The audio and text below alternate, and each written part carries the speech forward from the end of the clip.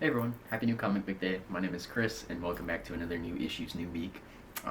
Today is a big day. Today we've got Absolute Batman Joker release. So that is immediately my most anticipated thing that I will for sure be reading in this video later. I will say, typically I start this video with like recapping some of last week's reads and what I thought and everything. I had a bit of a busy week, so I did not read really any of last week's reads yet. The only ones I did read was the X-Men Age of Revelation issues, which I've got here because I was behind on ones from the week prior even. Some of these issue 2 ones here, like Unbreakable, Wolverine, Spider-Man, all that stuff. So I read all the Age of Revelation to catch up on. It's whatever. I'm gonna be real. It's like a lot of this series, I think the ideas and concepts were really cool, and I was really excited for a lot of them at the start, but I didn't realize how short of an event it is, and I hate how all the ones that I do enjoy are just like being crushed down into this really concise story where it feels like we have a lot to explore still.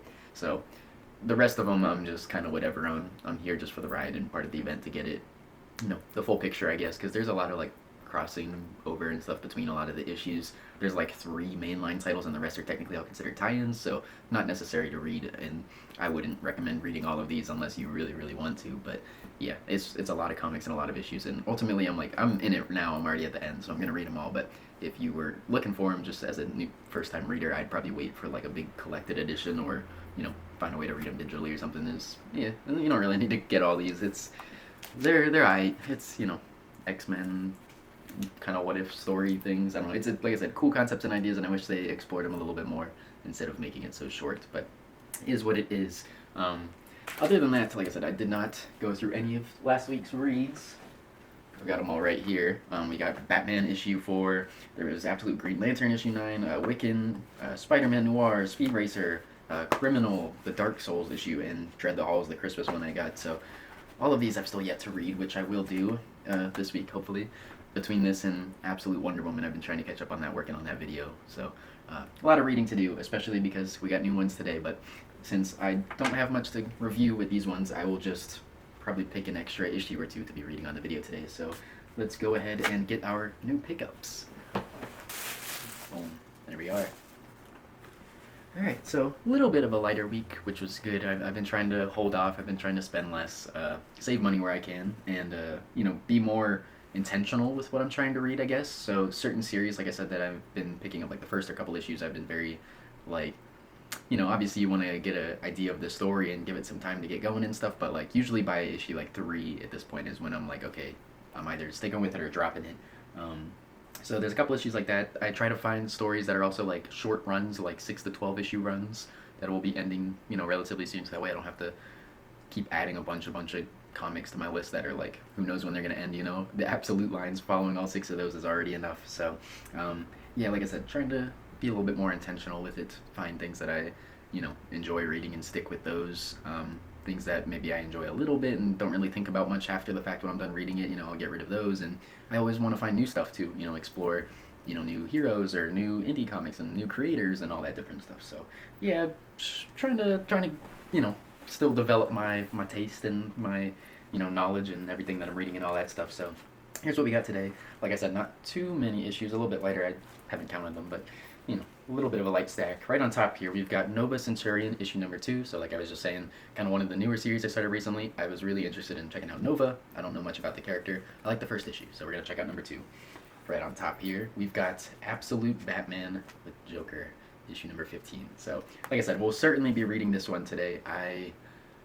Last week was insane. I don't even know what's in store for this week. I've been trying to, ever since this image of Joker has been revealed, I've been trying to just like ignore it, kind of, like not get too hyped up or crazy about it. I've just been like, okay, it's going to be wild. I'm just going to push it out of my brain and we'll get to it when we get to it. So today's that day. After that, I've got 2 DCKO issues here, which I forgot were coming out today, to be honest. DCKO is going to be like every week this whole month, so we're going to have nonstop DCKO stuff. I will probably pick one of these to read in this video. I want to do 3 issues, but I don't think I'm going to do both DCKO and the Batman. I want to mix it up a little. So we've got Wonder Woman vs. Lobo here. I love these covers, by the way. I wish they were all these covers, but only 4 of them. There's like 8 of these one-on-one battles, and 4 of them are issues specifically for DCKO, the one-on-one, and the other issues for are like tie-ins. So this technically is not a DCKO issue. This is an Aquaman number 12 issue, part of the Aquaman line, and it just has the DCKO tie-in to it. So there's 4 of them like this and 4 like this. These ones have these covers, these have these covers. So, you know, I kind of wish they were all this cover. This art style is sweet. But I will be picking one of those to read. Probably going to be the Wonder Woman Lobo one. After that, we've got Ordained, issue number 1. Don't really know much about it. I've been seeing this one advertised for a little while now, and this cover was sick. I love this cover so much. The priest with the upside down cross and the bloody fist in it. Yeah, that's cool. So we shall see about that one. I was thinking about reading that one today as our 3rd issue, potentially. So next I've got Circus Maximus, issue number 2. If you didn't watch my last New Issues New Week when I talked about Circus Maximus number 1, that was sort of a highlight for my week that week. It was a little bit of an underrated pull that I wasn't expecting, but thought it was really cool. It's a good, like, take on history, I guess, sort of a theory, you know, an idea for what happened in history, but now the author is kind of like running with that idea. So, you know, as spoiler free as I can be about it, I guess. Absolute Wonder Woman number 13. This is not a new issue. I'm just picking that up because I didn't realize I missed it. So, adding that to my list. Teenage Mutant Ninja Turtles, or excuse me, Tales of the Teenage Mutant Ninja Turtles, issue number 2. So, I really liked the first issue. I was like, I hope it's kind of like everyone gets their own stories or whatever, and we get each individual like lines with them or whatever, like kind of unique, how do you call it, like an anthology series almost, where each issue is its own thing. But it seems like we're sticking with Donnie and his robot story. So no idea where that's gonna go, but we shall see. Next I've got the Age of Revelation issues here. I don't know why these are all upside down. We've got 4 Age of Revelation issues today. They've all got the red spine, I think is interesting. Usually there's a variety, but they're all kind of matching. We've got Unbreakable X-Men, issue number 3, so the finale for this one. We've got Sinister Six, issue number 3, finale for this. All these are issue 3, so it's all the finale for each of these. We've got Longshots here, and then we've got Iron and Frost. So that'll be wrapping up all of those storylines for Age of Revelation, which I am excited for. Not once again because they're bad. Some of the, in fact, a lot of these here are some of my favorites apart from Longshots, but yeah, it's just like ideas that I wish we could have done more with, and now I'm just like, let's just get it over with, you know, save me the money, stop spending on 4 to 5 issues every single week on, you know, these. So anyways, our last 2 issues here for today, we've got the TMNT issue number 13, excuse me. This is for the new TMNT run. I only own 1 other issue from this run so far, and it was because it was a variant cover that I wanted just to have like as a collector thing. Kind of the same thing with this one. This is a Daniel Warren Johnson TMNT cover, which I thought was super sick. The main thing apart from the cover was that this is a first time new villain appearance, I believe. I think this is I could be wrong, I don't know much about this issue. Like I said, I haven't been following this line at all, but I think issue 12 was the finale for the last like artist, and I don't know about the writer, but I think the artist swap. So kind of like a new team taking over for this run now, and like I said, first time villain appearance, I believe. I could be wrong, but a couple of reasons that I wanted to pick this issue up, and also this cover. Yeah, this cover is sweet.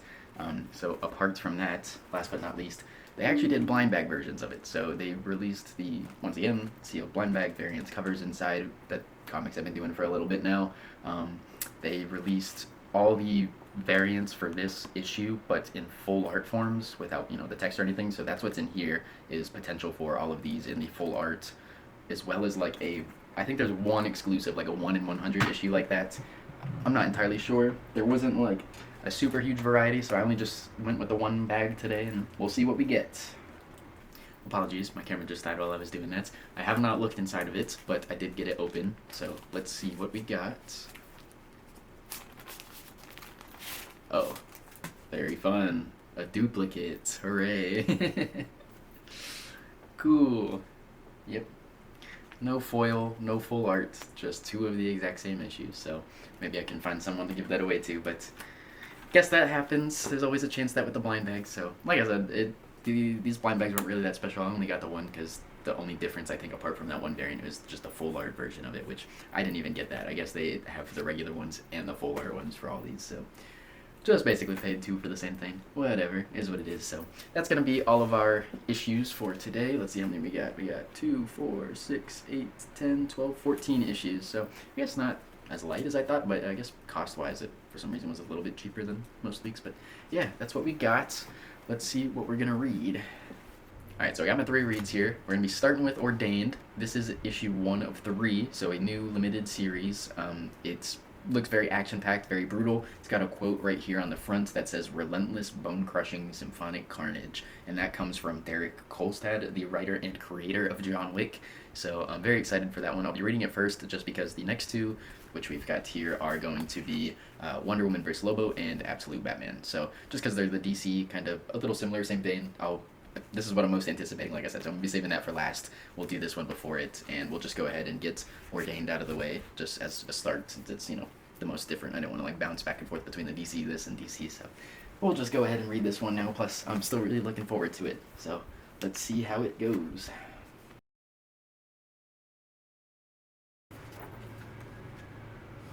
Yep. So that was really cool. I like that a lot. I will certainly be checking out the rest of those issues for sure.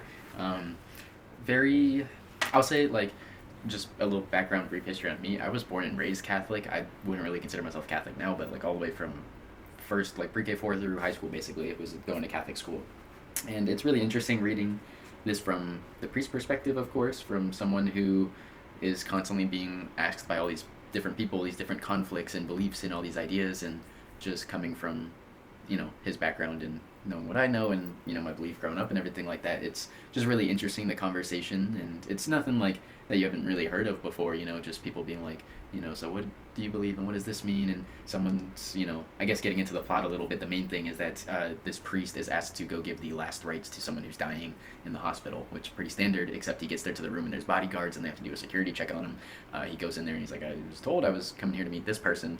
I guess it was a fake name. And he's ended up meeting this big famous businessman or something like that, knowing that the priest knows, but I guess he's big enough and powerful enough. He's got this, nice room and, like I said, security and all that stuff at the hospital. So he goes to give his last rites, and the man kind of starts telling him about all the bad stuff he's done, and he's like, kind of done it all. He's like, all 10 commandments, I broke them. He's like, I probably came up with a few sins of my own.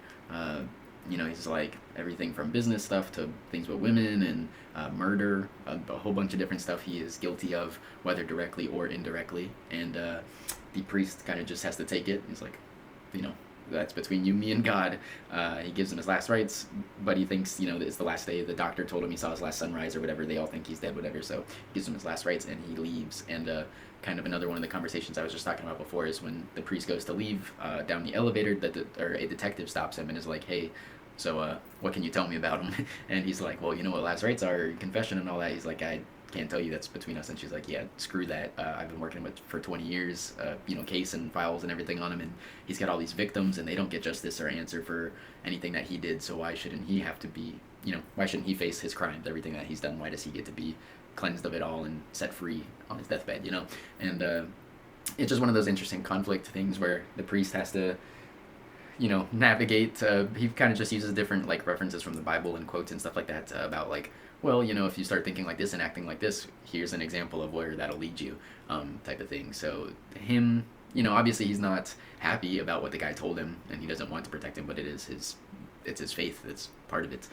So the detective was not too happy about that and is like, reconsider, pray on it, call me, you got my number.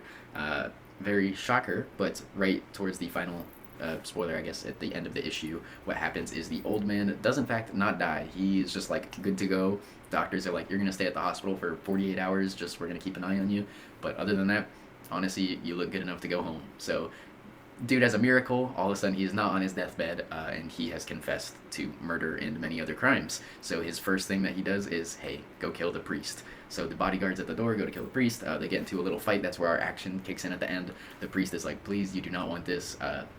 Civilian happens to wander in. When they got him at gunpoint, they turn and shoot the civilian. So fight breaks out. He beats the both of them up. I think kills him. Kind of looked like he killed him, but in all fairness, it was self-defense. Father here, apart from just new conflict of rich man wants him dead because he knows of his crimes, even though it doesn't seem like he was going to confess to it. Now he might, because the detective's working with him and he's actively being targeted by this guy. So we shall see. Obviously, he's got a past of his own. He knows how to handle weapons, we saw, although he chose not to use it. He used the one gun that he picked up and disarmed it and used it as a melee weapon. So he definitely has a background. He definitely has some brutality, some rage, some things in him. Even at the beginning, one of the conversations, will the church accept me? And he's like, if the church can accept someone like me, there's hope for anyone. So yeah, really interesting. I like this one a lot. I'm looking forward to where the next issues go. If it's anything like John Wick at all, which it kind of feels like it might be, then I can't wait to see what kind of action we get into going from there. Also, real quick before I put it away, I just wanted to say that the art is really awesome, but specifically the pages themselves. I don't know what kind of paper they use, but it's really cool. It almost feels like a construction paper in a way, but it's really thin. It's just got this like texture to it. I don't know. It's a really unique feeling comic when I was reading it, flipping through the pages. It's really nice though. I like it a lot. All right, and from there we're gonna move on to our next issue. We've got Wonder Woman vs. Lobo, DCKO. Very excited for this. We got our Superman vs. Captain Atom already happened, so this one now is going to be same thing. I'm assuming a best 2 out of 3 rounds between Wonder Woman and Lobo, and we'll see who moves on from there. What else will happen in this issue? No idea. I can only assume something crazy is gonna happen. Last time we had, I guess, kind of like the biggest like twist reveal thing that I didn't really see coming was just like the way Captain Atom was like actually being infected by the whole thing. Not infected, but like possessed.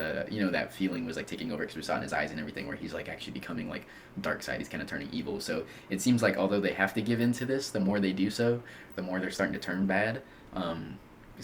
Superman's kind of the only one right now where it really seems he's trying to keep his head on track, where he's like, no, we can't do this. You know, I understand, but I don't want to, type of thing. So, yeah, we'll see. I can only assume out of the 2 of these that Lobo would be the one to sort of get into it and start going a little crazy, but who knows? Let's read and find out.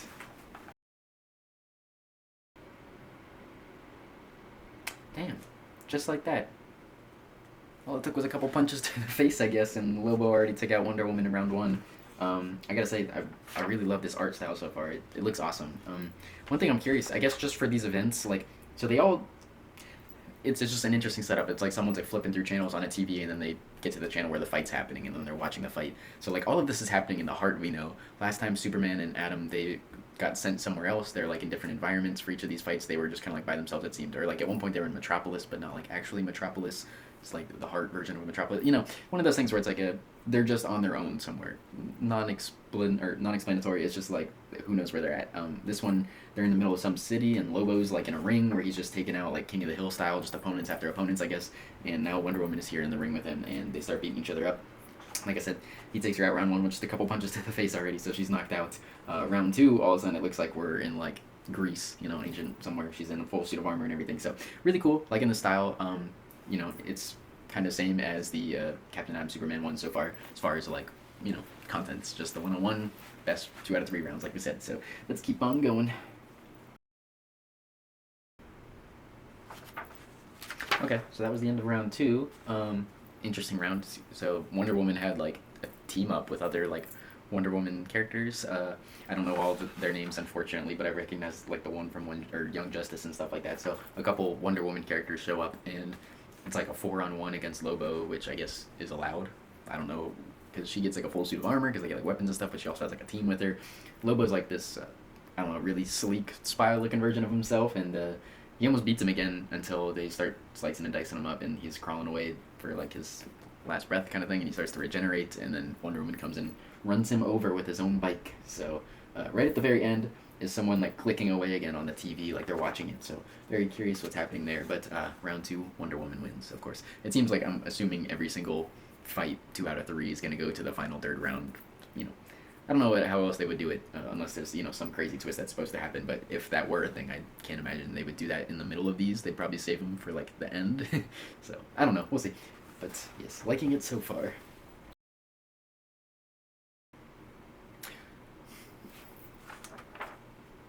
Okay. Looks like I'm like right at the end basically. We just finished the 3rd round for Wonder Woman Lobo. I guess we kind of got an answer to who was watching the TV. It seemed like so. God, I don't know, someone called the Entity, aka the Almighty.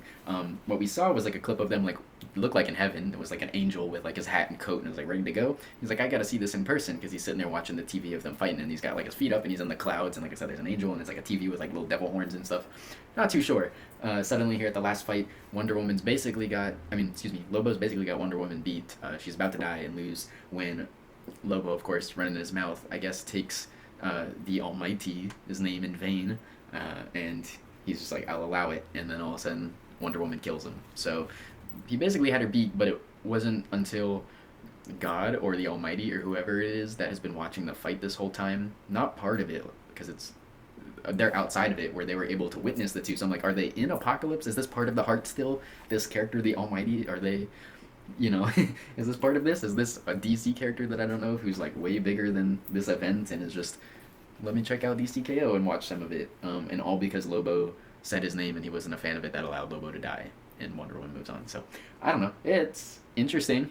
I'm confused and I'm like, why they did that? But sure. Yeah, it's guy rips up Lobo's contract, I guess, and says his deal is done. So Lobo dies and he's gone. I got one more, or the 2-page spread here. Let's see what happens. Yep. So Watchtower is kind of done for, it seems. Everyone else that was, taking place and making sure things were going smooth. Last time the Trapper got tossed out into space.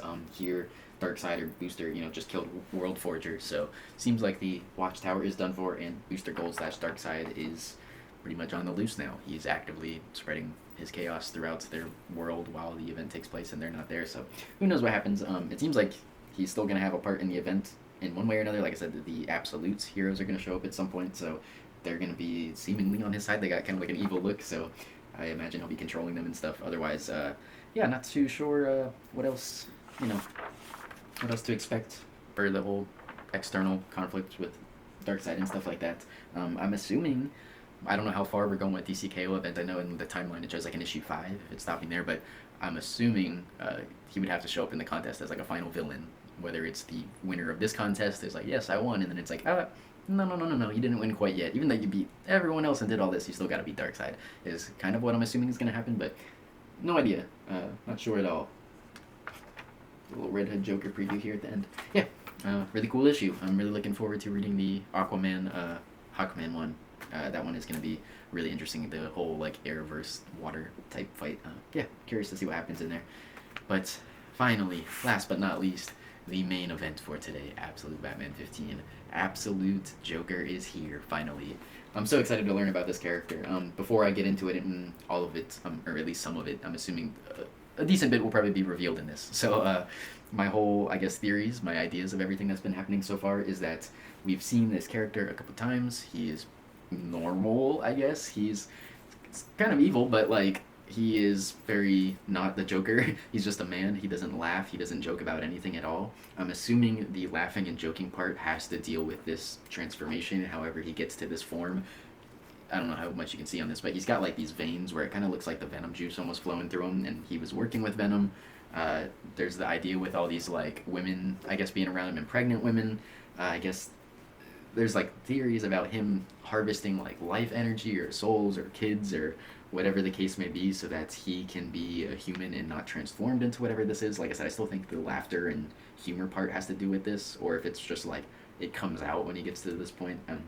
No idea, but it seems like the man, whoever it is that is the Joker, has a very big like grasp on everything already. He's not just like entering Gotham for the first time. It seems like he's been here. It seems like he's got not just a grasp on Gotham, but around the world as well, because in Absolute Evil, where we got the Absolute Justice League, he was part of that team, and he seemed to have a pretty big dominance over the room when he stepped up. So we don't know any of his background, where he comes from, what power he has, how long he's been around, anything like that. It's a mystery. But how does that man become this beast, I guess, is the question. So let's get to reading and find out.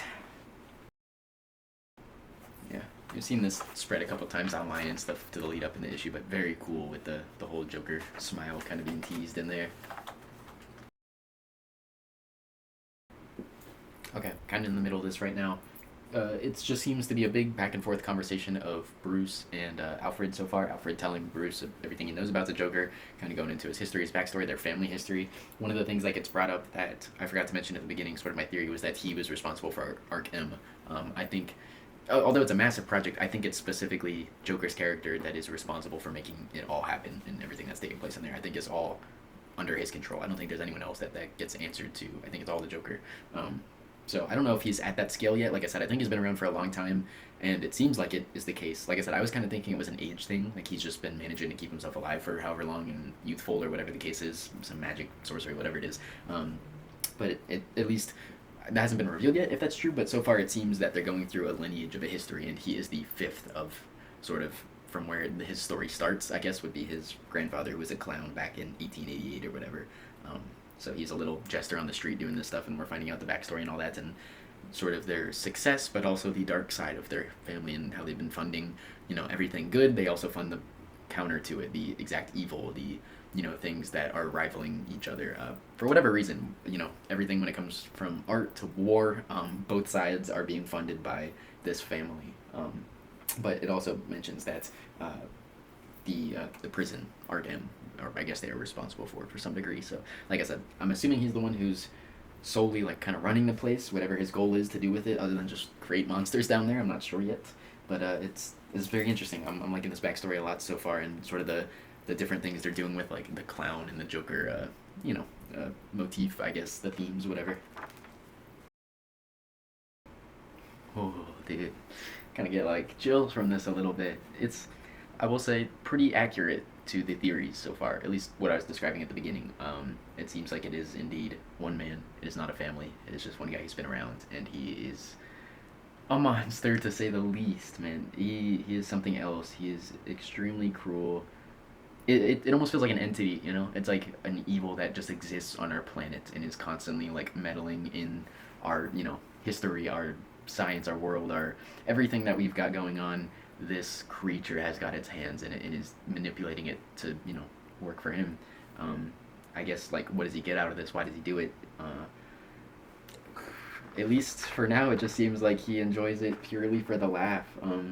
Alfred's kind of saying here, he said, he's something terrible, Bruce, a nightmare thing that stalks the earth, not a man who never laughs at anything, but a beast that's always laughing at us. So, like I said, it feels beyond that of just a man with a motive. It feels like an entity, like something that existed beyond us. It's just present here, and it is, like I said, constantly manipulating us. It's taking part in us.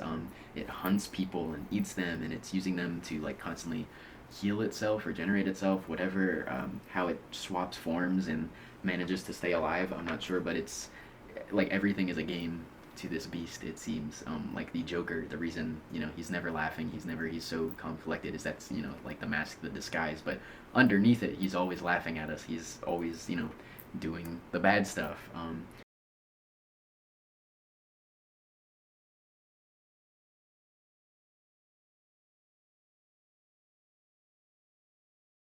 And it is until like here at this moment on the island where he's this one lone survivor who's been out here for, so Alfred mentions it was an FBI guy, he was working investigating him, and he died in a boat accident, but the whole time he's been on this island stranded for like 30 years alone, and Joker hunts him down, and all of a sudden after playing with his food this whole time, he's felt powerful enough, he goes and hunts him and turns into this beast, the Joker, and takes him out. He eats him, devours him, and he laughs through the whole thing. So it's really sick, it's really twisted.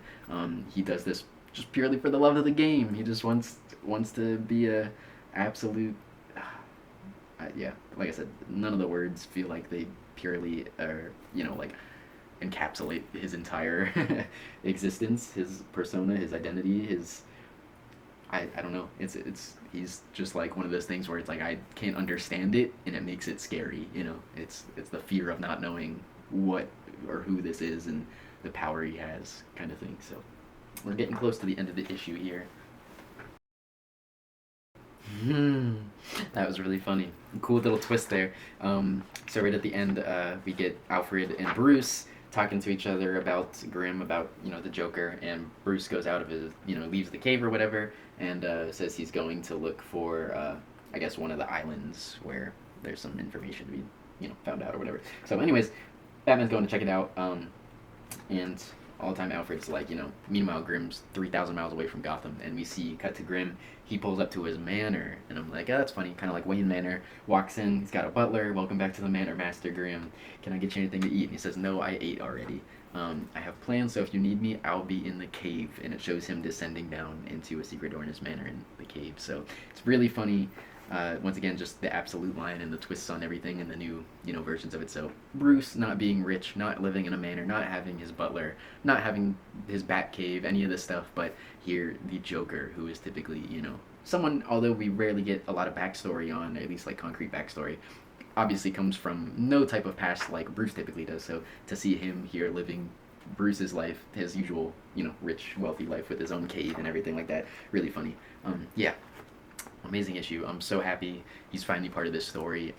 As much as I loved Bane, Bane was amazing. Honestly, this line gave me a whole new appreciation for Bane's character, because I always just kind of thought him as a big, beefy tough guy, whatever. But a lot of character in the absolute line for him, so I really liked it a lot. But I'm so happy we're getting to like the big bads now. There's still a lot of other rogues and other villains and stuff I want to see show up. Scarecrow for one. Scarecrow's always been one of my favorites. I would love to see absolute Scarecrow. But I'm so happy we're getting to like the big picture stuff because, like I said, he's responsible for a lot of things, not just in Gotham but in the world in general. A lot of evil. So Batman is finally on the case, and Joker is finally around. So when the two of them finally clash, I don't even know what to expect.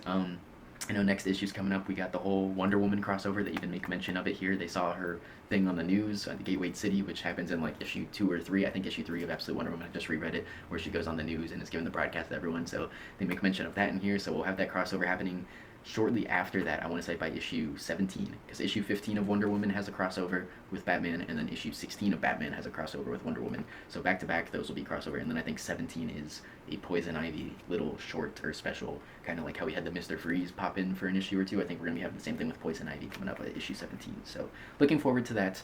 Absolute Batman is just the I was gonna say the greatest thing ever, but it's certainly up there. It just got its 10th reprinting for issue 1, so if you're like, Absolute Batman can't be that good or whatever, I promise you it is even better than you could imagine it.